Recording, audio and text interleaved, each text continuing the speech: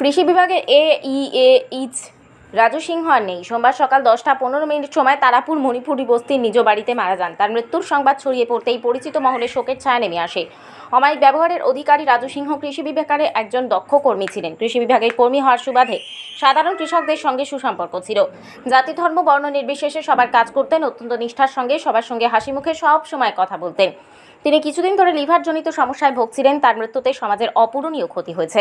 মৃত্যুকালে বয়স হয়েছিল 53 বছর। রেখে গেছে স্ত্রী, মা, 2 ছেলে, 1 ভাই সহ অসংখ্য আত্মীয় স্বজন।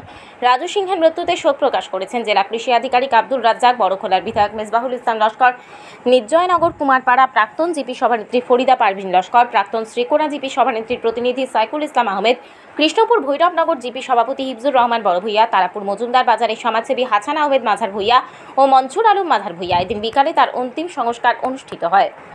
আমরা আজকে এমন এক মানুষ হারাইছি যে জাতি ধর্ম নির্বিশেষে সবল লেগেও চলাফেরা করছেন। খুব বেশি মানে কিতাব কইতাম নিজের মনের মধ্যেও খুব বেশি খারাপ লাগে। আর আমরা এই এলাকার মাঝে আমরা এরিয়ার মাঝে খুব বেশি একটা ভালো জোয়া আসলো তান। আর তাই যে এগ্রিকালচারের যে জোয়া আসলা, এই জোয়ার মধ্যে বহুত সাহায্য সহায়তা গরিব দুঃখ মানুষ সবার শাসে নিরপেক্ষ আর কি সরকারি তরফ থেকে যত কিছু হয় তাই মোটামুটি একদম নিজের বলি আর কি খুব ভালো মানুষ, খুবই ভালো মানে সীমার মতো হওয়া নাই যে তাই মানে কিরকম ভালো খুব বেশি আগা। আর আমরা তার মানে বাসার লগে আমরা সম্পর্ক আর কি বাইর লাগার আমরা মনে করতাম আমরা সারাও আইতাম মোটামুটি আমরা বড় ভাই হিসাবে আজকে যে তাই